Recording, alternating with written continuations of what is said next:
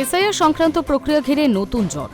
রাজ্য সরকারের পাঠানো ৮৫০৫ জন গ্রুপ বি অফিসারের তালিকা নবান্নে ফিরিয়ে দিল নির্বাচন কমিশন।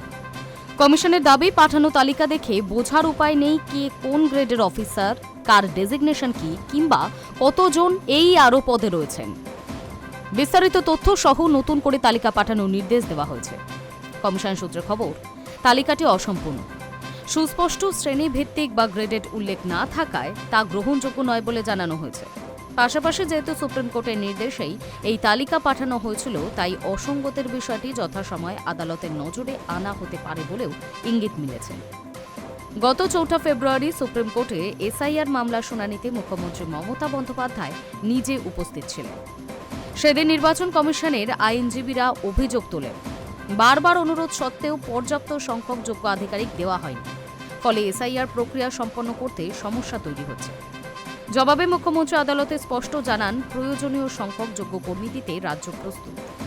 এরপর ৭ ফেব্রুয়ারি রাজ্য সরকার ঘোষণা করে এসআইআর প্রক্রিয়ার জন্য ৮৫০৫ জন গ্রুপ বি অফিসার দেওয়া হবে। কিন্তু ৯ ফেব্রুয়ারি শুনানিতে রাজ্যের তরফে স্বীকার করা হয়, ওই সম্পূর্ণ তালিকা আগে কমিশনের কাছে পাঠানো হয়নি। কারণ হিসেবে জানানো হয়, কমিশনের সম্মতির অপেক্ষায় ছিল সরকার। শেষ পর্যন্ত আদালতেই তালিকা কমিশনের আইনজীবীর হাতে তুলে দেওয়া হয়। এই প্রেক্ষিতেই কমিশনের আপত্তি। তাদের বক্তব্য, তালিকায় গ্রেড, পদমর্যাদা ও দায়িত্বের স্পষ্ট উল্লেখ নেই, ফলে কোন আধিকারিক কোন স্তরের তা নির্ধারণ করা যাচ্ছে না। সবিস্তারে তথ্য না থাকলে তালিকা গ্রহণ করা হবে না বলে জানানো হয়েছে। এদিকে পাল্টা অভিযোগ তুলেছে নবান্ন।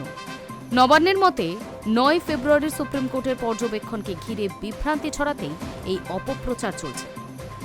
অন্যদিকে ভোটার তালিকার বিশেষ নিবিড় সংশোধন প্রক্রিয়ার শেষ পর্যায়ের কাজ ও ভোট প্রস্তুতি খতিয়ে দেখতে বিশেষ পর্যবেক্ষক নিয়োগ করল জাতীয় নির্বাচন কমিশন।